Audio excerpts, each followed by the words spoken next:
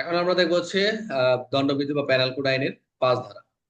এখানে বলা রয়েছে কিছু আইন এই আইনের দ্বারা প্রবাহিত হবে না। কিছু আইন এখন কাদের ক্ষেত্রে প্রযোজ্য হবে না, প্রবাহিত হবে না? যে মনোযোগ দেন,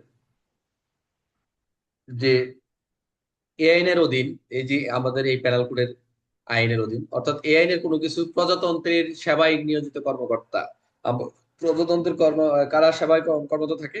এখানে বলে দিচ্ছি specific ভাবে, সেনা, সৈনিক, নাবিক, বিমান সেনাদের বিদ্রোহ এবং বিদ্রোহ, মিউটেনি, পলায়ন, ডিসারেশন, দণ্ডের জন্য প্রণীত কোনো আইনের বিধান অথবা কোনো বিশেষ বা স্থানীয় আইনের বাতিল, পরিবর্তন, স্থগিত করার উদ্দেশ্য নয়। অর্থাৎ এই যে আমরা যে আমাদের স্থানীয় আইন আছে, অন্যান্য আইনের আছে, এগুলা এই আইনকে প্রভাবিত করবে না। কিন্তু এখানে যে সৈনিক, নাবিক, বিমান সেনার যে তাদের যে পলায়ন সংক্রান্ত, এরা যদি পলায় যায়, অন্যান্য আইনে কিন্তু বলাই রয়েছে ওদের ওদের এই যেমন কোর্ট মার্শাল বা সেনাবাহিনী, বিমান বাহিনী, অন্যান্য আইনের কিন্তু বলা রয়েছে যারা পালাইলে, তারপর হচ্ছে বিদ্রোহ করলে স্পেসিফিক ভাবে তাদের কিন্তু আইনই আছে যে এটা করতে পারবে না, এগুলো করা যাবে না, বিদ্রোহ করা যাবে না। তবে এই দণ্ডবিধি আইন, এই আইন তারা প্রবাহিত হবে না।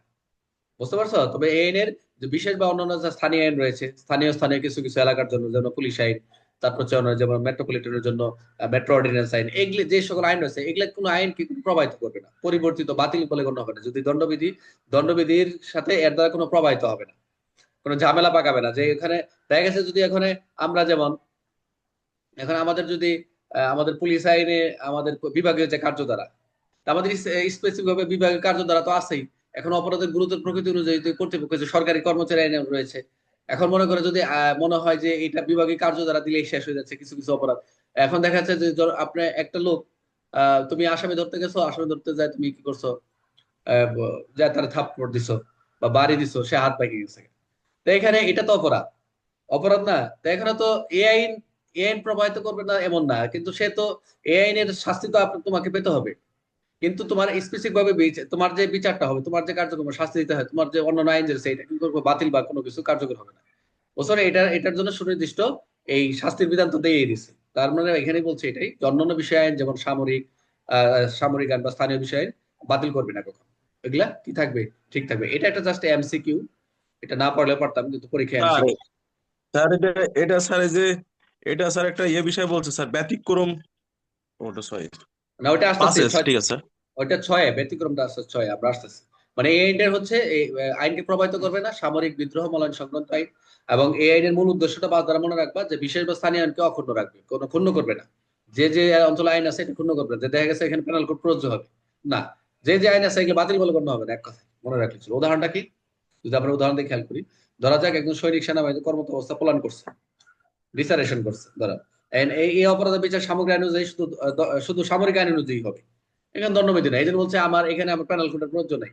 তো এখানে দরকার নাই, তারা যে সামরিক আইনই প্রযোজ্য, এখানে কোনো অখণ্ড, এখানে কোনো বাতিল বলে গণ্য হবে না। বুঝতে পারছেন সেটা? সবাই বুঝতে পারছেন তো? জি স্যার। আচ্ছা, জি স্যার। এখন ছয়, ছয়টা একটু ইম্পর্টেন্ট, এটা এমসিকিউ পরীক্ষা আসছিল গত পরীক্ষায়। যে এই যে সংজ্ঞাগুলো আমরা দেখবো, 7, 8 থেকে 9 তারিখ সংজ্ঞাগুলো যতগুলো দেখবো, যে সংজ্ঞা সমূহ, সংজ্ঞা ডেফিনেশন, এগুলো হচ্ছে সাধারণ ব্যতিক্রম সাপেক্ষে বোঝা হয়। বুঝতে পারছেন? এইটাই এমসিকিউ আসছিল, যে এই সংজ্ঞা পেনাল কোডের প্রত্যেক দণ্ডবিধির সর্বোচ্চ অপরাধের সংজ্ঞা, দণ্ডবিধান, প্রত্যেক উদাহরণ সাধারণ কি হিসেবে গণ্য হবে। এটা কি জেনারেল এক্সেপশন, স্পেশাল এক্সেপশন, এরকম আসলে পরীক্ষায়। তাহলে এইটুকু আপনি জাস্ট ট্রেডিং নেন, যে দণ্ডবিধির সর্বোচ্চ প্রত্যেকটা সংজ্ঞা, যেগুলো আমাদের যত সংজ্ঞা রয়েছে, আমরা যেমন কালকে আমরা টিকা সংজ্ঞা দেখছিলাম, যত সংজ্ঞা রয়েছে পেনাল কোডের আন্ডারে, এই প্রত্যেক উদাহরণ এবং উদাহরণ সাধারণ, ব্যতিক্রম, জেনারেল একজন এক্সেপশনে বর্ণিত ব্যতিক্রম সমূহের অধীন বিবেচনা করতে হবে।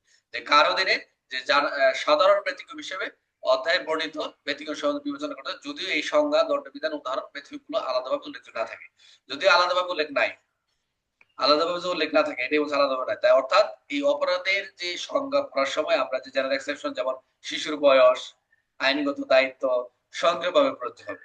এগুলো কোনো অন্য কোনো কিছু নেই, সাধারণ ব্যক্তিগত মধ্যে আমরা যখন পড়বো একটা শিশুর বয়সের ক্ষেত্রে নির্ধারণ করে তাদের কোন কোন বিষয় অপরাধ অপরাধ নয়, আমরা একটু আসি, আমরা একটু উদাহরণ ক্লিয়ার আপনাদের মেন বই যেটা আছে। আমি যে ক্লাসে সব মেন বইয়ের উদাহরণ নিয়ে আসছি, এখানে অন্য কোনো কিছু নিয়ে আসতে নিয়ে আসি। অর্থাৎ দণ্ডবিধিতে কোথাও বলা বলা বলা নেই যে 7 বছর কম শিশুর অপরাধ করতে পারে না। এই যে আমরা একটা ডলি ক্যাপা পক্স মানে এরকম একটা আসছিল যে 9 বছর কম 12 বছরের বেশি, 9 বছরের কম 12 বছরের বেশি, এরকম একটা শব্দ দিয়ে আসছিল যে ডলি ক্যাপা পক্স, এরকম একটা শর্ট ছিল। অনেকে পারে না এটা। দণ্ডবিধিতে এটা বলছে, দণ্ড কোথাও বলা নাই যে 7 বছর কম বয়সী শিশু অপরাধ করতে পারে না। কিন্তু জেনারেল এক্সেপশন অনুযায়ী 7 বছর কম বয়সী শিশু কোনো অপরাধ থাকে, কিন্তু আমরা কি 7 বছর 9 বছর কম বয়স্ক? আমরা পাবো হচ্ছে 9 বছর কম বয়স, 7 বছরও তো নাই, সম্ভবত আছে না 9 বছর কম বয়স্ক। আমরা কিন্তু প্যারাল করে যাই পাবো 82 83, যে ওখানে 9 বছর কম 12 বছর বেশি, এরকম। তবে এগুলো হচ্ছে এই পড়াশোনা এগুলো ব্যতিক্রম ক্ষেত্রে প্রযোজ্য হবে। আচ্ছা, এখন মনে করেন আরেকটা উদাহরণ দিচ্ছে। একজন পুলিশ কর্মকর্তা, তিনি ওয়ারেন্ট ছাড়াই একজন পুলিশ কর্মকর্তা তিনি ওয়ারেন্ট ছাড়াই নাজমুলকে গ্রেপ্তার করলেন। এখন কারণ কারণ এখন সাদ্দাম কারণ এই যে হত্যা করেছে, মানে ওকে গ্রেপ্তার করার কারণ কি? হত্যা করছে। এখন নাজমুল কি করছে? একজন পুলিশ কর্মকর্তা, তিনি ওয়ারেন্ট ছাড়াই সাদ্দামকে অ্যারেস্ট করছে, কারণ সাদ্দামকে হত্যা করছে। এটা কি বৈধ না? কি বৈধ স্যার।